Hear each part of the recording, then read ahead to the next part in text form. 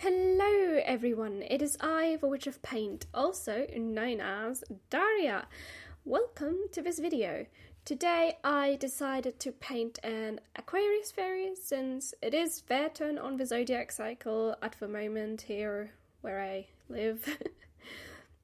And my brother's also in Aquarius, so I thought, might as well.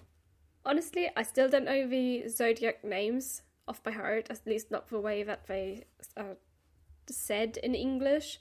In German, we call them by different names, which makes it for me easier to remember in German what they are.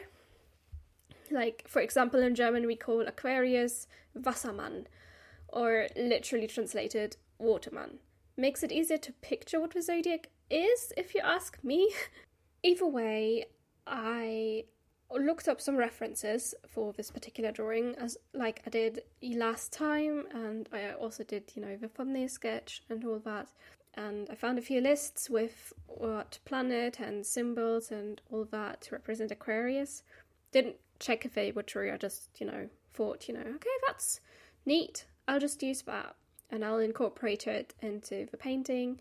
So you've got the fairy guy, of course, and yes, this time I drew a boy, and I don't do this a lot because I sometimes struggle with it. I don't know why, but this time it turned out okay, I think. I based his wings off of a butterfly that represents Aquarius, apparently, or at least I found it on one of the lists. It's a very pretty butterfly, and I don't remember the name of it. It was some complicated Latin name. I don't remember exactly what it was, but I thought the wings are pretty, so I used those for the wings. The wings of a female butterfly of that species had some yellow in them, but since this is a male fairy, I made them entirely blue. And that's also partly why I try to get a little bit more different colours into the painting by putting in different things, like the orchid that's sitting on his shoulder, and yes, it's supposed to be an orchid, but it's small and I couldn't get a lot of details in there, so that's what we're getting to work with today. And you may have seen in the little thumbnail sketch there that I did technically draw in his legs in the thumbnail sketch, but then I got to the actual painting and I didn't feel like struggling with legs that day, and so I covered them up with lavender, which is probably not the mature way to handle it, but I didn't care. I just thought, lavender, that was on the list, I can just put that in there and not be bothered with legs today. It turned out okay. I just kind of wish I hadn't done that in a way. It's just kind of like the one with the flare out peacock feathers behind him. That was a lot nicer. Oh well, next time. Whenever I maybe decide to redraw this, because I kind of feel like it should be redrawn, because I think I can do better than this.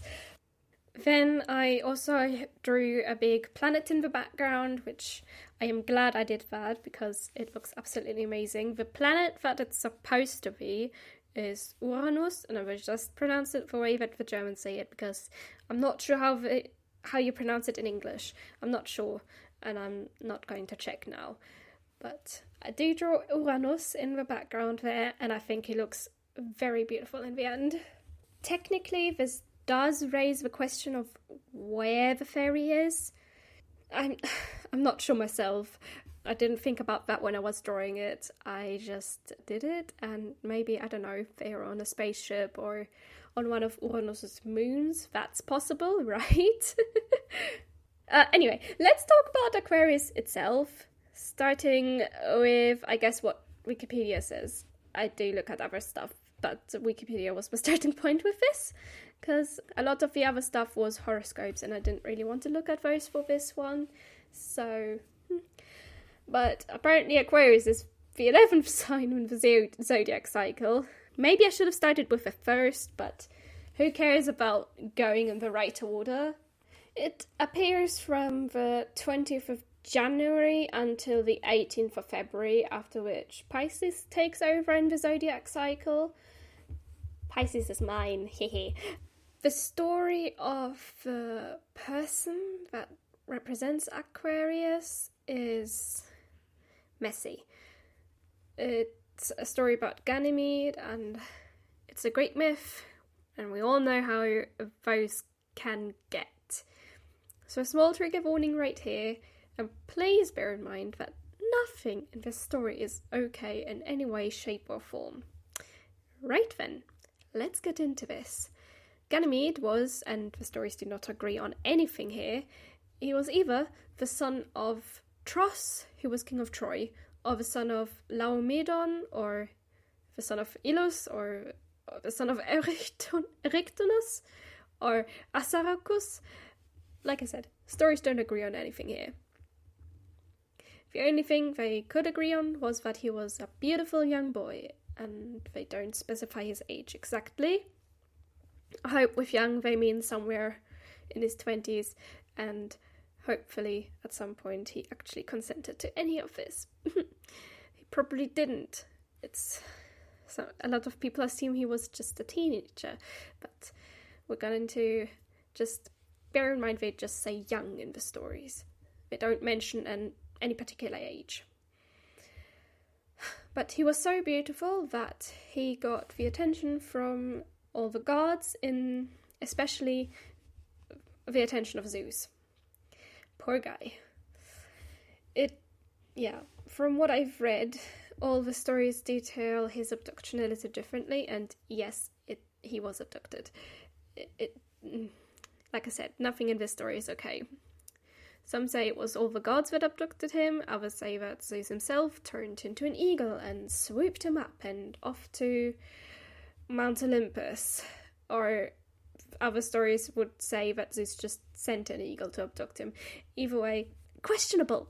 But once Ganymede was up there, Zeus gave him a job and made him immortal. The job that Ganymede got was to be the cupbearer of the gods, give them nectar and ambrosia and stuff. The other side of that job included being Zeus's lover. Again, there's no indication of how old Ganymede is, so this is either a sort of legitimate relationship or it's just really messed up. I don't know. Plato at least thought that it was more in the lines of being messed up, and he accused the Cretans for concocting the story up only so they can justify their actions. Because, these stories, they tend to reflect society, or at least some part of society, and I mean, judging from what kind of people wrote about him, I'm not talking about the ancient Greeks, but later on, one article mentioned that Johann Wolfgang von Goethe has written a poem about him, and it doesn't surprise me considering what his other works are about, which I've only vaguely seen summarized because I'm not going to read Goethe because he's just as messed up as Greek mythology. Anyway, Hera, Zeus's actual wife, was really mad about this new addition to Olympus, because not only was Ganymede made mortal and taken as a lover by Zeus, he'd also taken up the job that originally belonged to her daughter Hebe. And Hebe was also a daughter of, Zeus. So, Zeus is favouring his lover over his daughter. Shame. Hebe was the goddess of youth, or the prime of life. She's sometimes called Ganymede as well, which it's not surprising considering both of these characters technically have to do with youth and beauty. And she's sometimes also shown in the form of an eagle, because apparently in Greek mythology eagles are symbols for immortality, and some articles said that it was believed that eagles can renew themselves sort of like a phoenix. I don't know if that's true. I haven't read any Greek mythology. I only recently bought myself a book about Irish mythology. Maybe that's what I should be talking about, but instead I'm talking about zodiacs and their messed up stories. Now, Ganymede's family was understandably worried because their son has completely disappeared without warning, and they don't know where he is. And Zeus decided the best thing to do to make them happy again was not to send them their son back, but to give them a gift to compensate for him. He's such a weirdo. Right. The stories also kind of says different stuff about the gifts Zeus gave them. Some, at least from what the article reads, the two different ones that I've read in the articles was that he either sent them 2 horses or a golden vine. Lovely. You stole away their son and you... Okay, the horses are cool. Okay, fine. And 2 just to be extra, and they were pretty horses, I suppose. But a golden vine, what are they going to do with that? Anyway, let's just move on from that story. So, Ganymede is the one that the constellation of Aquarius shows. End of story. And we're just... Oh, that was a lot. But I managed to not get too ranty, I hope. So, because Ganymede is Aquarius in a way, Aquarius is always, or a lot of times, shown to be holding a vase and pouring water from it, which is what I did with the guy fairy. I can just call him a fairy, right? Yes, I just call him a fairy. Why the fairy in my painting is holding the vase, pouring water, and sometimes Aquarius is also shown with a foot on the ground and a foot in the water to show he's both grounded and detached, I suppose. Both grounded and flowy, maybe? I'm not an expert on zodiacs, but rather than in the thing from the vase that's being poured being nectar or ambrosia, it's just water, because that gives life and everything, and I think that's a lot more wholesome than the whole mess that's behind Ganymede. But we're not going to keep talking about that. Right. I know I probably already talked about this, I think. Yeah, I talked about that before, but I kind of wish I had kept the legs and the flary thing at the bottom behind him, because I think in the thumbnail looked better than the final painting. And that's annoying me a little bit. But just a little bit. I'm not going to rant about my own drawing. I know it's pretty, but there's just a lot of things I can improve upon, which is, you know, at least I know what I can improve upon with this, right? Right. But yeah, I really do need to practice drawing legs again, because apparently in the past I've drawn too little of them. Which, to be fair, makes sense, because most of the time I was just hiding the legs behind a skirt. But I didn't feel like I could do that with this one, because he's a guy, but in the end I ended up giving him a sort of tunic anyway. So what was the point? Past me, you make no sense. Anyway, next week I will hopefully do something that's less triggery. Well, I will do something that's less triggery. But I'm not going to say what yet. I'm not sure how it's going to work out, because next week on Monday I'm out on a trip with my family and it's going to take all day and I'm not going to have any time to film, and usually Mondays are my filming days. So if there's a delay next week with a video, I'm sorry, but I will still try to get out a video next Sunday. I will do everything I can because I'm actually really excited about making this one. And maybe when I feel ready for it, I will tackle another zodiac. And I really hope that Pisces has a better story behind it. I mean, what awful story can you tell about fish, right? This is not gonna go well.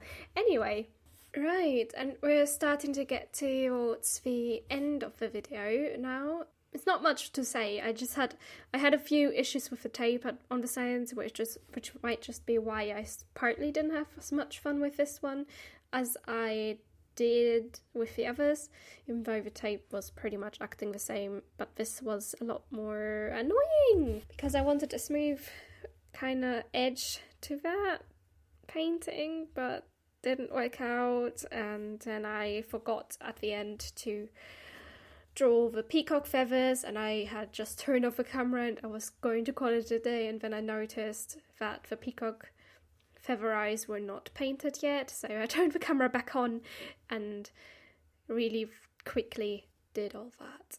Just really quickly. Oh, I don't know, I was out of it this week, but we're getting towards the finishing bit of this, and I'll try not to talk too badly about my own painting because I know it's pretty, but here is the final reveal.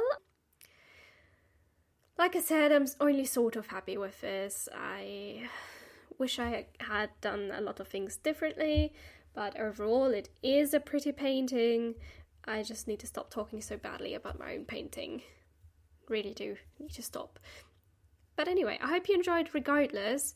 And if you did, don't forget to like, comment, subscribe, all the good stuff. If you've got, like, you know, anything you want me to make a video about, go ahead and put it in the comments. I might regret this later, but yeah. Anyway, I will see you next Sunday, hopefully. Bye-bye!